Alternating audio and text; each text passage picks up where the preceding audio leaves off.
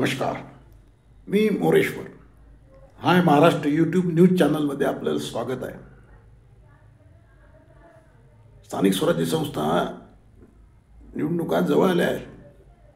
2 डिसेंबरला नगर परिषदा आणि नगराध्यक्षांची निवडणूक आहे.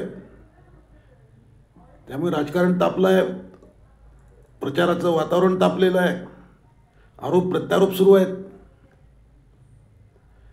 महायुती ही 3 पक्षांच्या एकीसाठी ओळखली जात होती. पण आता महायुतीमध्ये तोडफोड सुरू झाली आहे की काय अशी शंका घ्यायला जागा आहे.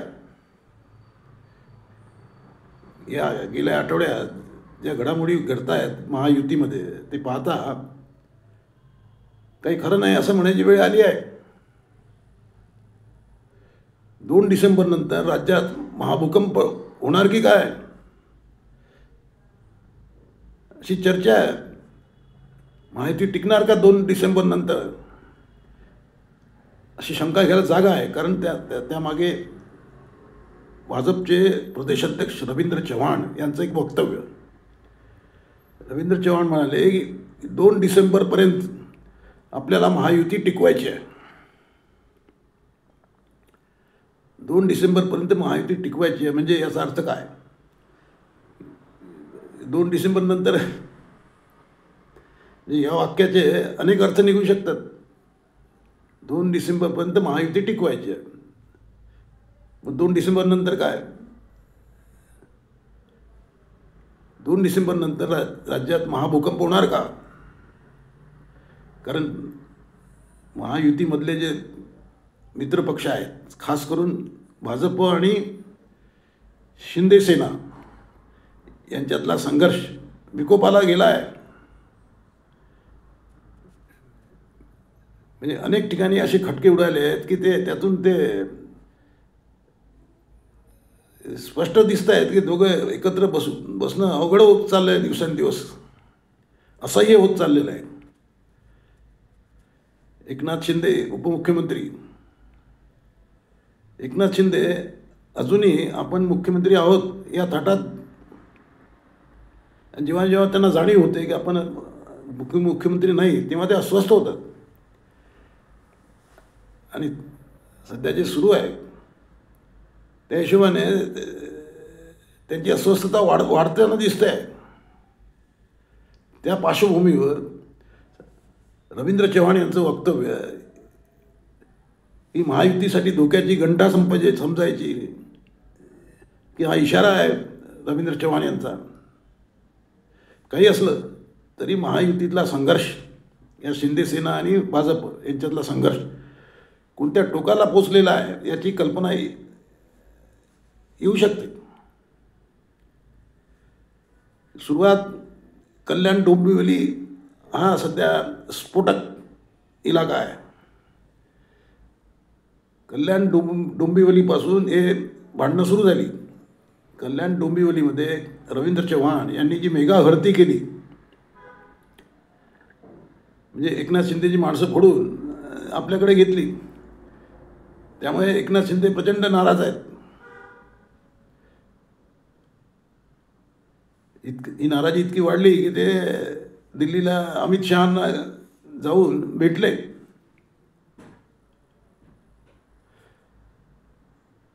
तर अमित शहानी त्यांना काय समजावलं ते ठीक आहे. परंतु ते नाराजी प्रचंड वाढली आहे. एकनाथ शिंदे पालघरमध्ये बोलताना म्हणाले की अहंकाराची लंका मला जाळायची आहे. अहंकाराची लंका मला जाळायची आहे असं पालघरमध्ये एका भाषणात सभेत भाषण करताना एकनाथ शिंदे म्हणाले. आता ते त्यांचं टार्गेट BJP होतं असं लोक बोलत आहेत. परंतु नंतर शिंदेंनी स्पष्ट केलं की बाबा मी भाजपबद्दल बोललेलो नाही. पण तरी पण पालघरमध्ये सध्या जे सुरू आहे ते BJP विरुद्ध शिंदे सेना असंच आहे. त्यामुळे कोकणामध्ये आव्हान विरुद्ध आणि प्रतिआव्हान, आव्हान प्रतिआव्हान अशा भाषा सुरू आहेत. खास करून कोकणात शिंदे सेना विरुद्ध भाजप असा सामना रंगला आहे.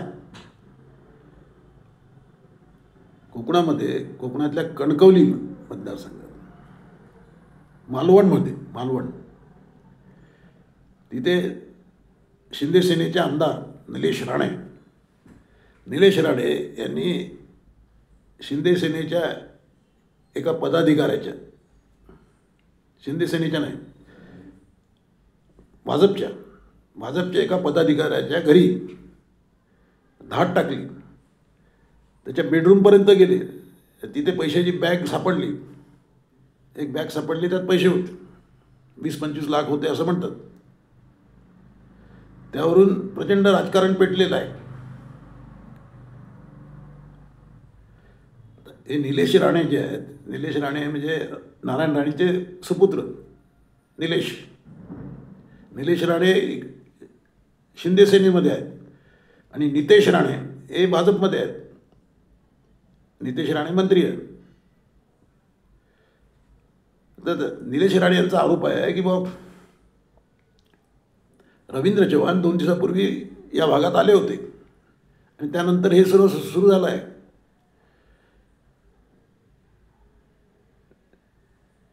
म्हणजे रवींद्र चव्हाण पैसे वाटतायत, पैसे वाटतायत, ते आल्यानंतर हे सुरू झालं आहे.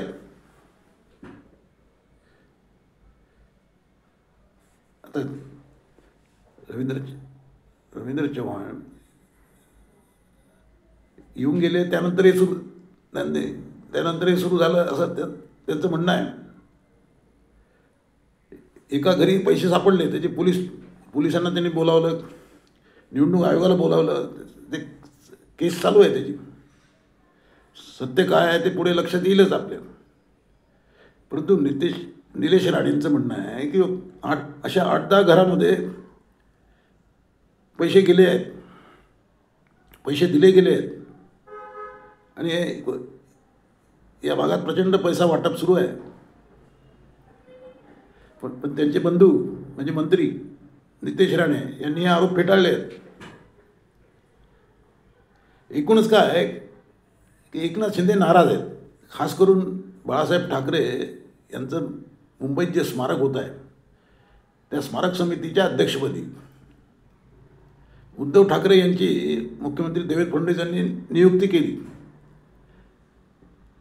त्यामुळे एकनाथ शिंदे प्रचंड नाराज आहेत. त्यांना ते आवडलेलं नाही. हे भाजप एकनाथ शिंदेंची पंगा का घेतोय हा प्रश्न आता उपस्थित झाला आहे. कारण मध्यंतरी 4 दिवसापूर्वी मुख्यमंत्री म्हणाले की बाबा आमच्यात काही दुरावा नाही, आमच्यात काही भांडणं नाहीत, आम्ही बोलतो खेळतो. परंतु फडणवीसांनी तसं वक्तव्य केलं तरी प्रत्यक्षामध्ये उलटं होताना दिसत आहे, उलटं चित्र आहे. त्यामुळे एकनाथ शिंदे महायुतीला बाय बाय करायच्या मनस्थितीत निघालेत का, किंवा आता भाजपला एकनाथ शिंदे नकोसे झालेत का, काही होऊ शकते. एवढी राजकारण आहे. त्यामुळेच 2 डिसेंबरपर्यंत महायुती टिकवायची आहे हे रवींद्र चव्हाण यांचं वक्तव्य. म्हणजे महत्त्व आलं आहे या वक्तव्याला. काय होईल तुम्हाला काय वाटते? महायुती मोडतील हे लोक? कॉमेंट करा. नमस्कार.